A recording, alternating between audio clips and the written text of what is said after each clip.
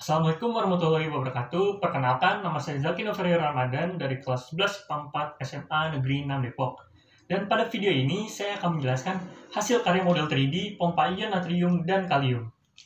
Oke, sebelum masuk ke materi, saya akan menyebutkan alat dan bahan, lalu estimasi pembuatan model ini. Estimasi saya dalam membuat model ini sekitar 1 hari, dengan alat dan bahan berupa kardus, kertas karton, lilin, dan pensil warna. Lalu biaya yang saya keluarkan untuk model ini sebesar Rp10.000, yaitu untuk harga lilin saja. Sisanya tidak dipunguti biaya karena sudah tersedia di rumah. Oke, sebelum masuk ke materi juga, saya akan menjelaskan apa sih itu transport aktif. Transport aktif adalah transport pada membran sel yang memerlukan energi untuk keluar masuknya ion atau molekul zat melalui membran sel. Transport aktif bersifat melawan gradien konsentrasi dengan energi ATP atau adenosin trifosfat. ATP adalah energi kimia yang tinggi yang diperoleh dari proses respirasi sel.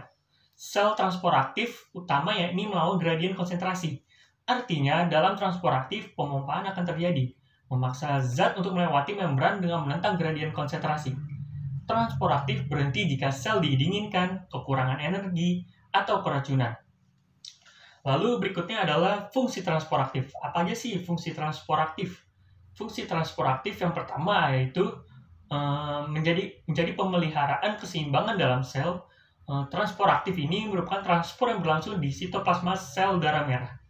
Lalu fungsi yang kedua yaitu untuk memasukkan sebuah benda padat sebagai makanan bagi sel.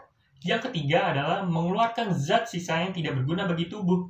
Yang keempat adalah untuk mengeluarkan suatu zat sisa yang masih dapat digunakan oleh tubuh. Contohnya seperti enzim dan hormon. Lalu yang berikutnya adalah ciri-ciri transport aktif. Ciri-ciri transport aktif apa aja sih? Yang pertama ada arah pergerakan dilakukan dari daerah yang memiliki konsentrasi lebih tinggi menuju konsentrasi yang lebih rendah. Yang kedua adalah adanya perpindahan pada air yang berawal dari korteks menuju stele dengan cara melalui endodermis. Yang ketiga adalah transport aktif bersifat struktural spesifik antara senyawa yang distruktur saling berkompetisi. Yang keempat adalah prosesnya berjalan satu arah. Dan yang terakhir adalah transport aktif membutuhkan energi. Nah, contoh transport aktif pada membran sel seperti ini, yaitu pompa natrium dan kalium. Lalu gimana sih proses pompa natrium dan kalium? Proses ini terjadi bila konsentrasi ion kalium di dalam sel lebih tinggi dibandingkan sekelilingnya, sedangkan ion natrium jauh lebih rendah. Oleh karena itu, membran plasma mempompakan 3 ion natrium dan 3 ion natrium keluar sel dan 2 ion kalium ke dalam sel, sehingga diperoleh keseimbangan. Untuk lebih rincinya, proses pompa ion yang pertama terjadi di sini, yaitu ikatan natrium di sitoplasma dengan protein merangsang fosforilasi oleh ATP. Apa sih itu fosforilisasi? Fosforilisasi adalah penambahan gugus fosfat pada protein. Yang kedua adalah fosforilisasi menyebabkan protein berubah bentuk. Yang ketiga di sini yaitu dengan mengubah bentuk natrium dilepas keluar sel diikat dan kalium dari luar sel diikat.